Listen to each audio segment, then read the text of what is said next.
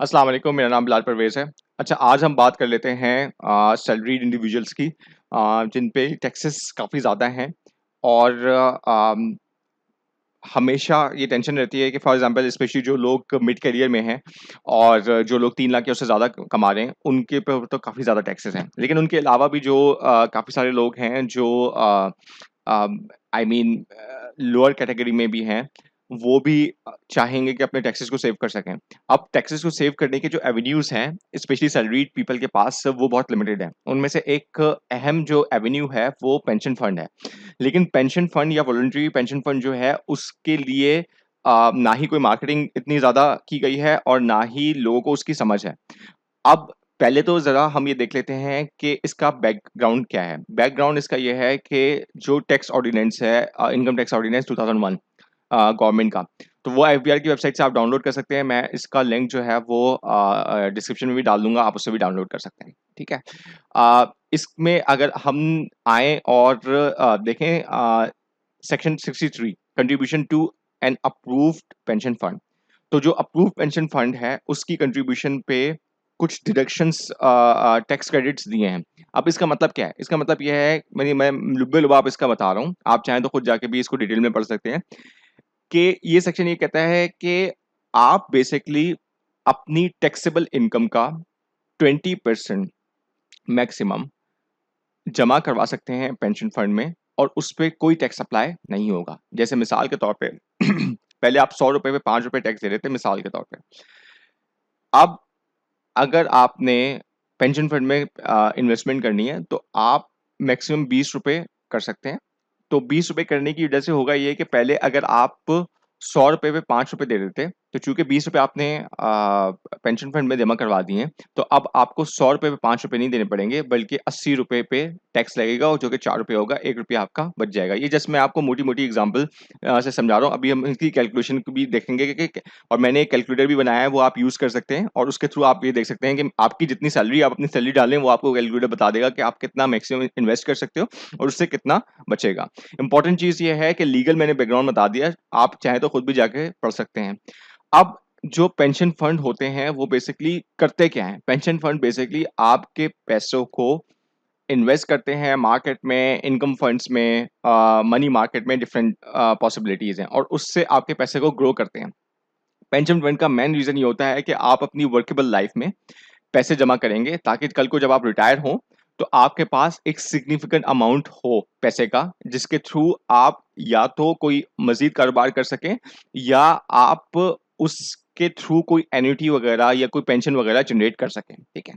अच्छा, अब एक चीज़ तो समझ लें कि इसका फ़ायदा क्या है? ये सिर्फ़ मैंने एक अलमीज़ान का कैलकुलेटर खोला हुआ है। आप चाहें तो कोई और का बैंक का कैलकुलेटर भी खोल सकते हैं बट मोटी-मोटी चीज़ें यही आएँगी। मिसाल के तौर पे अगर आपकी करंट एज 30 इयर्स है और रिटायरमेंट एज आपकी ने की 60 इयर्स है, जो कि पाकिस्तान में 60 इयर्स ही है नॉर्मली लोग 60 इयर्स में रिटायर हो जाते हैं। कंपनीज़ फर्दर लोगों को नहीं रखती because company wants to have new blood. तो कुछ कंपनीज़ कॉन्ट्रैक्ट पे रख लेती हैं, लेकिन फिर वही बात है, अगर मिसाल के तौर पे रिटायरमेंट के वक़्त आपकी तनख्वाह जो है 4-5 लाख थी या 10 लाख थी, तो जब आप वो कॉन्ट्रैक्ट पे रखेंगे तो वो आपको 10 लाख पे नहीं रखेंगे और बहुत सारी जो पर्क्स होते हैं वो भी आपको नहीं देंगे। तो आपको अपनी रिटायरमेंट के हवाले से आज से, अगर आप यंग हैं तो आपको आज से सोचना चाहिए। अच्छा, अब मिसाल के तौर पे इनिशियल इन्वेस्टमेंट आप 30 साल के आप इनिशियल इन्वेस्टमेंट 10,000 करते हैं और मंथली कंट्रीब्यूशन 10,000 डालते हैं, ठीक है? और एनुअल इंक्रीमेंट 10% का करते हैं। नॉर्मली जो हमारी सैलरीज़ इंक्रीज़ होती हैं पाकिस्तान में वो 5, 10, 15% होती हैं और मैं इसमें वो चीज़ ऐड नहीं करता कि आपकी जो प्रमोशन होती है, क्योंकि जब आपकी प्रमोशन होती है तो ऑब्वियसली आपकी सैलरी और भी बढ़ती है, बट 10% रफली सबकी बढ़ी जाती है सैलरीज़। तो मैंने उसी हिसाब से इंक्रीमेंट यहाँ डाला है। Initial investment 10,000 sorry, initial investment 10,000, monthly आप कंट्रीब्यूशन 10,000 मज़ीद करेंगे और एनुअल कंट्रीब्यूशन 10% होगी। 30 इयर्स चूँकि यंग एज है, तो इस वजह से आप हाई वोलेटिलिटी में जा सकते हैं, यानी हाई रिस्क फंड्स में भी जा सकते हैं। तो इस केस में अगर मैं कैलकुलेशन करूँ, तो इस केस में जो कैलकुलेशन वोलेटिलिटी बनती है 80-20 की बनती है, यानी 80% इक्विटी हाई रिस्क साइड पे होती है और डेब्ट जो है वो लो रिस्क साइड पे होती है, वो 20%। मनी मार्केट में अगर आपने 0% डाला हुआ है, तो इस केस में आपकी जो कंट्रीब्यूशन होगी इस 30 साल के स्टार्ट से लेके 60 साल तक, यानी नेक्स्ट 30 इयर्स में, वो तकरीबन 1 करोड़ 57 लाख 49,283 बन जाएगी, ठीक है, तकरीबन 2 करोड़।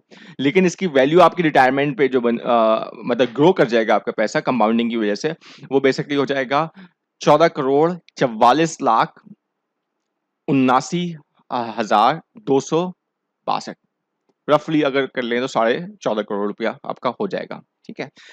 अब ये फायदा है समझने का कि आपकी रिटायरमेंट की एज पे आपका पैसा ग्रो करके क्या बन जाएगा और वो फिर आपको बेनिफिट दे सकता है वहां पे। इसके और भी कुछ बेनिफिट्स हैं, वो फिर मैं पेंशन फंड की अलग से एक वीडियो बना दूंगा कि पेंशन फंड में पैसे डालने के क्या क्या बेनिफिट है, यानी तकाफुल के क्या बेनिफिट्स होते हैं, अगर आपका एक्सीडेंट हो जाए तो क्या फायदा हो सकता है, एक्सेट्रा एक्सेट्रा, वो मैं अलग से बना दूंगा। लेकिन अभी मेरा बनाने का मकसद ये है कि आपको मैं कैलकुलेशन समझाऊं इसकी।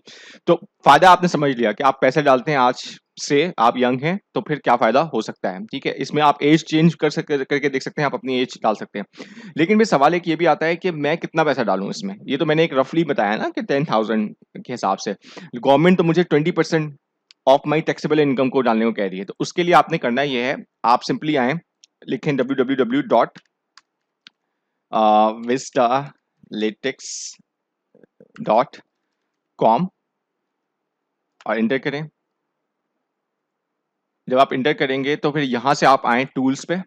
जब आप टूल्स पे आएंगे तो ये वीपीएस कैलकुलेटर है, इसको आप जैसे ही क्लिक करेंगे तो ये आपको एक कैलकुलेटर पे ले जाएगा जो कि पेंशन फंड का कैलकुलेटर है। यानी पेंशन फंड का एक ऐसा कैलकुलेटर है जिसमें आप अपने हिसाब से, अगर आप सैलरीड हैं तो भी आप डाल के देख सकते हैं, बिजनेस वाले हैं तो भी आप डाल के देख सकते हैं। जैसे मिसाल के तौर पर सैलरीड, और यहाँ पे मैं मंथली डाल रहा हूँ, और मंथली डालते हुए मैंने यहाँ पे लिखा 300,000, ठीक है। और मैं इंटर करता हूँ, जैसे ही मैं इंटर करता हूँ ये मुझे बताता है कि मैक्स पेंशन फंड इन्वेस्टमेंट जो आप कर सकते हो 20% कर सकते हो टैक्स रिबेट को बचाने के लिए, ठीक है, या टैक्स रिबेट अप्लाई करने के लिए, ठीक है। अगर मेरी 3 लाख सैलरी है, 36 लाख मैं साल के बनाता हूँ, तो उसमें से मैं 7,20,000 जो है वो दे सकता हूँ। अब इसका फायदा क्या है, जब मैं इसको कैलकुलेट टैक्स को करता हूँ तो फायदा ये आता है कि एनुअल सैलरी मेरी थी 36 लाख, उसमें से 7,20,000 जो है मैंने कंट्रीब्यूट कर दिया, ठीक है। और अगर मैं कंट्रीब्यूट नहीं करता तो मेरा टैक्स बनता 4,66,000। लेकिन अगर मैंने कंट्रीब्यूट किया तो मेरा टैक्स बनेगा 3,72,800, ठीक है। और मेरी जो सेविंग है वो तकरीबन 93,200 की सेविंग है, ठीक है।